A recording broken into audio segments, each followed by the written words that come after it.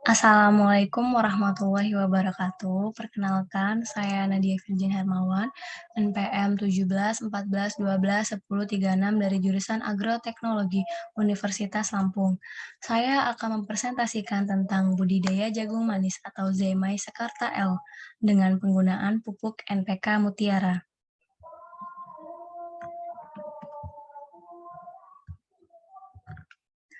Latar belakang, jagung manis merupakan salah satu komoditas pangan yang banyak dibudidayakan oleh masyarakat, terutama di Indonesia. Tingginya permintaan akan jagung manis terus meningkat karena harga jagung manis ini lebih tinggi dibandingkan dengan harga jagung biasa. Petani belum dapat memenuhi permintaan pasar karena berbagai macam kendala seperti sistem budidaya yang masih rendah dan pemanfaatan pupuk. Penggunaan pupuk NPK Mutiara pada budidaya jagung manis dapat menjadi solusi dan alternatif dalam meningkatkan pertumbuhan tanaman karena pengaplikasian pupuk tersebut cukup mudah. Tujuannya yang pertama yaitu mempelajari budidaya jagung manis dengan penggunaan pupuk NPK Mutiara. Kedua yaitu mengetahui kelayakan usaha tani budidaya jagung manis dengan penggunaan pupuk NPK Mutiara. Metode pelaksanaan budidaya tanaman jagung ini yaitu waktu dan tempat dilaksanakan pada bulan September sampai Desember 2017 di lahan Politeknik Negeri Lampung.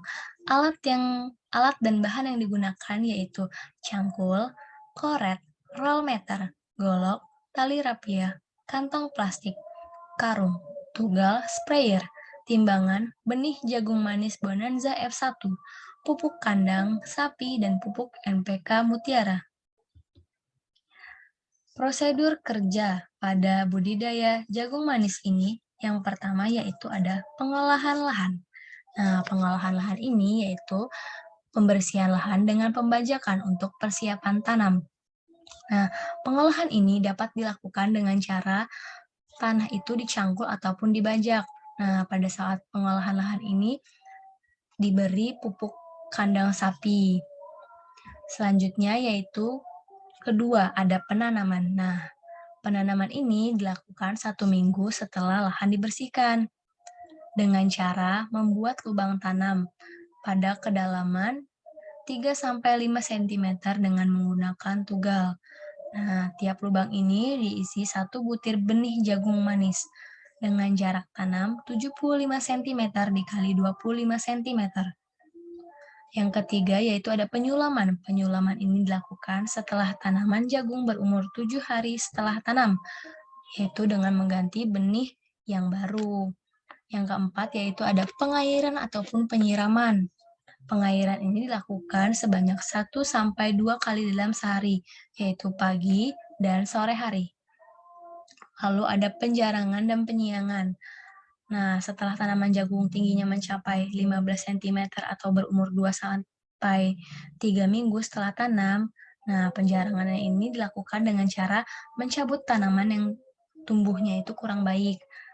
Kalau untuk penyiangannya, yaitu penyiangan gulma dilakukan dengan cara membersihkan gulma serta tanaman yang tidak diinginkan. Selanjutnya yaitu ada keenam itu ada pemupukan. Nah, pemupukan ini yaitu menggunakan pupuk NPK Mutiara ataupun pupuk kimia. Nah, pemupukannya ini dilakukan sebanyak 2 kali. Pertama itu saat umur tanaman 1 minggu, yaitu sebanyak 0,45 kg pupuk yang digunakan.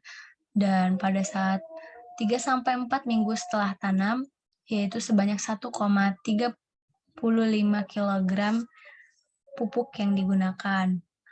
Pupuk kandang sapi yang digunakan yaitu sebanyak 120 kg. Yang ketujuh yaitu pengendalian hama penyakit tanaman. Pengendalian ini dilakukan dengan 2 cara, yaitu secara mekanik dan juga kimiawi. Untuk mekaniknya sendiri yaitu secara langsung, baik itu diambil ataupun dibuang. Nah, untuk kimiawinya sendiri yaitu menggunakan fungisida ataupun senyawa kimia, pembasmi jamur, dan juga seperti insektisida. Lalu yang ke-8 ada panen. Nah, panen ini ketika tanaman itu berumur 70-85 hari setelah tanam. Nah, dengan kriteria tongkol berukuran maksimal dan apabila dipegang itu terisi penuh dan terasa padat. Nah, tongkol juga ini rambutnya itu berwarna coklat tua. Nah, caranya itu dengan cara dipetik tongkolnya. Lalu selanjutnya yang kesembilan yaitu pasca panen. Untuk pasca panen sendiri, setelah jagung itu dipetik lalu dikumpulkan hasilnya. Selanjutnya yaitu dilakukan pengelupasan kelobot dan dilakukan klasifikasi berdasarkan ukuran yang seragam. Setelah diklasifikasikan lalu dimasukkan ke dalam plastik dan ditimbang dengan berat 2,5 kg. Selanjutnya yaitu bisa dipasarkan. Hasil dan pembahasan, yaitu di sini terdapat grafik pertumbuhan tinggi tanaman. Nah, rata-rata tinggi tanaman jagung ini yaitu pada minggu ketiga, minggu keempat, minggu kelima, dan minggu keenam ini mengalami kenaikan yang signifikan. Lalu yang selanjutnya ya ini adalah merupakan grafik pertumbuhan jumlah daun. Nah, rata-rata jumlah daun ini pada minggu ketiga, minggu keempat, minggu kelima, juga minggu keenam. Selanjutnya yaitu luas lahan yang digunakan yaitu seluas 60 meter persegi. Dengan jarak tanam yang sudah saya sebutkan tadi yaitu 75 cm dikali 25 cm. Nah, populasi yang didapatkan yaitu sebanyak 320 tanaman jagung. Nah, panen yang didapat yaitu sebanyak 280 tongkol jagung. Biaya variabelnya yaitu Rp224.500, biaya tetapnya Rp19.750. Maka biaya total atau TC-nya yaitu Rp244.250. Persentase kegagalannya 10% ataupun 32 tanaman yang tidak layak. Lalu yaitu ada jumlah produksi atau Ki yang didapatkan yaitu 288 tongkol atau setara dengan 36 bungkus plastik. Lalu selanjutnya ada harga jual atau P.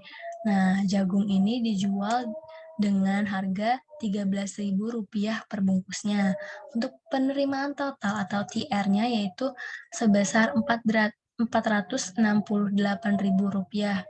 Nah, untuk keuntungan ataupun labanya sendiri ya, yaitu adalah Rp243.750. Kelayakan usaha tani. Untuk kelayakan usaha tani budidaya tersebut yaitu ada P per C rasio yaitu sebanyak 1,08.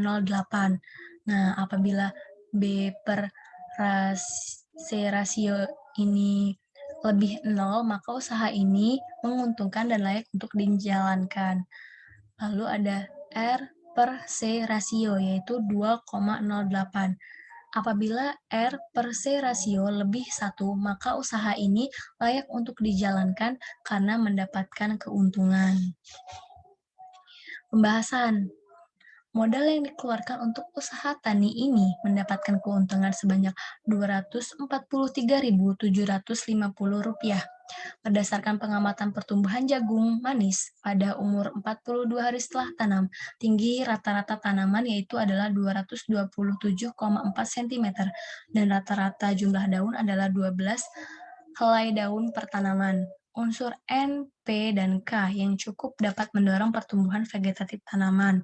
Nah, unsur N merupakan penyusun protoplasma sel-sel seperti titik tumbuh sehingga dapat meningkatkan tanaman menurut Dwijo Sapurto tahun 1994. Persentase kegagalan yaitu 10% karena beberapa faktor yaitu faktor iklim dan juga faktor penyakit. Kesimpulan, yang pertama yaitu tahapan budidaya jagung ini diantaranya itu pengolahan lahan, penanaman, pemeliharaan atau pengairan, pemupukan, pengendalian hama penyakit tanaman, panen dan pasca panen. Penggunaan pupuk NPK Mutiara ini dapat menunjang pertumbuhan tanaman jagung.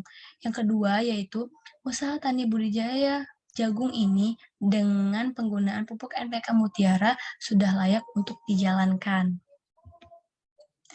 Alhamdulillah, terima kasih. Itulah yang dapat saya sampaikan, lebih dan kurangnya saya mohon maaf, saya akhiri. Wassalamualaikum warahmatullahi wabarakatuh.